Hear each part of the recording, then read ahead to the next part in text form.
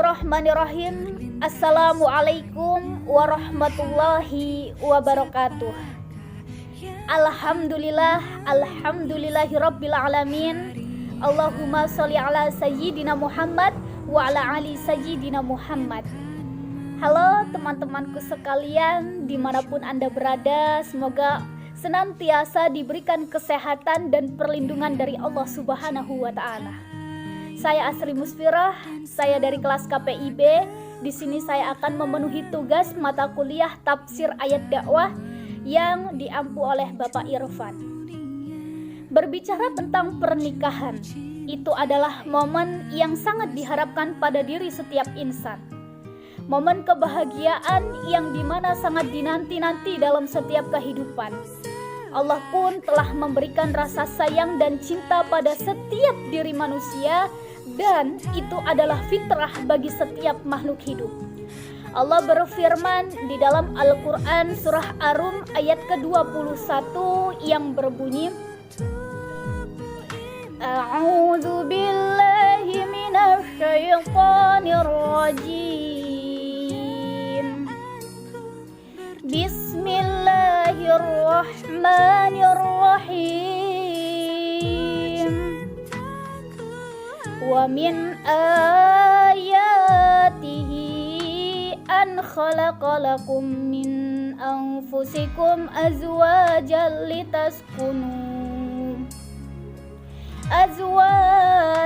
litaskunu ilaiha wa ja'ala bainakum mawaddatan wa rahmah. Inna fi dzalika laayatin liqaumin yatafakkarun. Yang artinya, dan di antara tanda-tanda kekuasaannya ialah Dia menciptakan untukmu istri-istri dari jenismu sendiri, supaya kamu cenderung dan merasa tentram kepadanya, dan dijadikannya di antaramu rasa kasih dan sayang. Sesungguhnya pada yang demikian itu benar-benar terdapat tanda-tanda bagi kaum yang berfikir. Saudara-saudaraku yang insya Allah dimuliakan oleh Allah Subhanahu wa Ta'ala.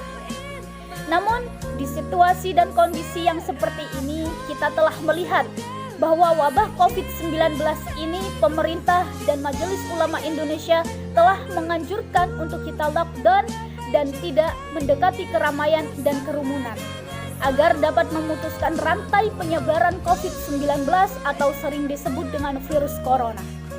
Untuk itu, dengan adanya lockdown, mungkin ada orang yang tidak bisa mudik, sehingga yang mempunyai hajat atau niat untuk melangsungkan akad nikah harus ditunda terlebih dahulu. Dan mungkin ada juga yang tetap melangsungkan akad nikahnya secara online, yaitu melalui video call. Nah, timbul pertanyaan, bagaimana hukum nikah online tersebut? Dalam Islam, rukun nikah itu ada 5. Ada mempelai laki-laki, ada wali, la nikah haila bi waliin. Tidak sah nikah kecuali dengan wali. Ada 2 saksi, kemudian ada mahar, kemudian ada ijab dan qabul. Aku nikahkan engkau dengan anakku dengan mahar seperangkat alat sholat dibayar tunai, sah. Ada ulama yang sangat ketat mengatakan kalau ini tidak terwujud maka nikah batal. Tanpa 5 ini dalam Islam itu tidak sah dalam pernikahannya.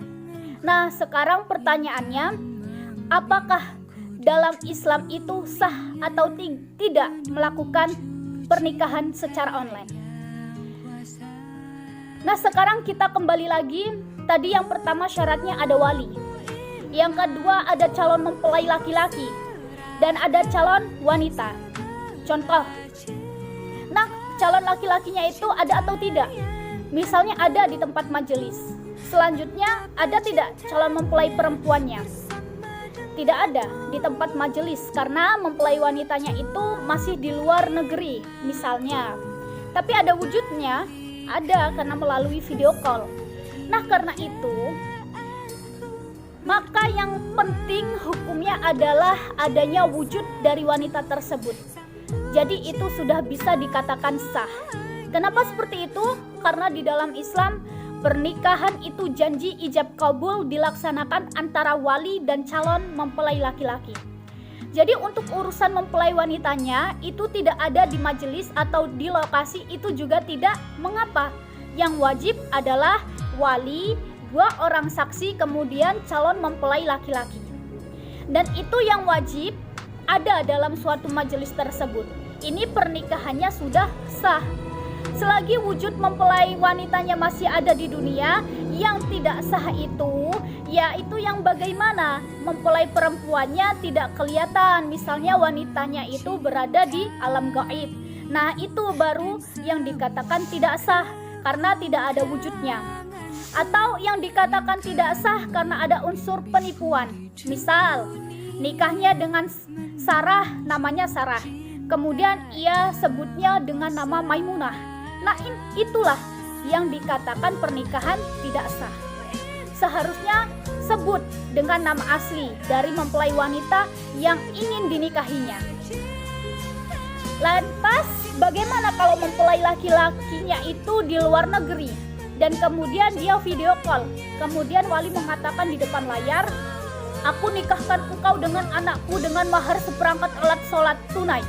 Kemudian calon mempelai laki-laki di luar negeri itu menjawab via video call, "Aku terima nikah anak bapak dengan mahar tersebut tunai." Kata 2 orang saksi di majelis tersebut, bagaimana? Sah, kata saksi tersebut.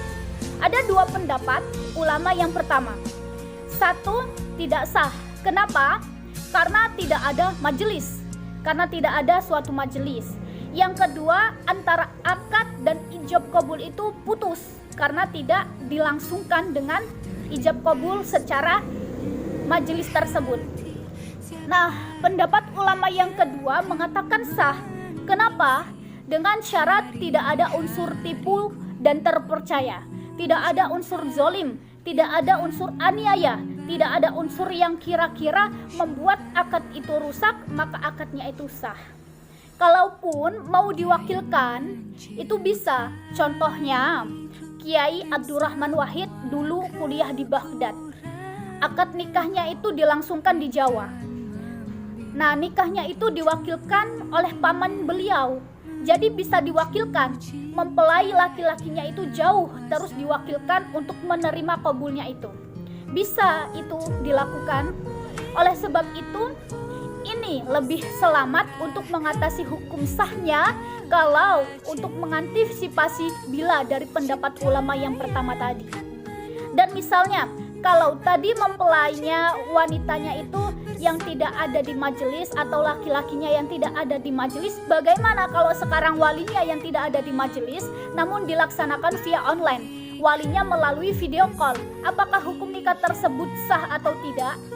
Nah, jika dalam mazhab Syafi'i, saya ambil dari mazhab Syafi'i karena mayoritas orang Indonesia itu menggunakan mazhab Syafi'i. Itu mewajibkan wali dan calon mempelai laki-laki itu harus ada di majelis dan 2 orang saksinya. Kalau misalnya tidak ada, maka tidak sah hukumnya dari nikah tersebut. Jadi itu harus ada janji antara yang wali tadi, wali perempuan, kemudian dengan laki-laki itu harus ada. Wallahu a'lam bishawab. Itulah penjelasan dari hukum nikah online dari beberapa yang sudah saya jabarkan tadi. Semoga ada manfaatnya. Kurang dan lebihnya saya mohon maaf, dan kepada Allah saya mohon ampun. Akhirul kalam, wallahul muwaffiq ila aqwamit thoriq. Wassalamualaikum warahmatullahi wabarakatuh. Yang kan membimbingku di dunia.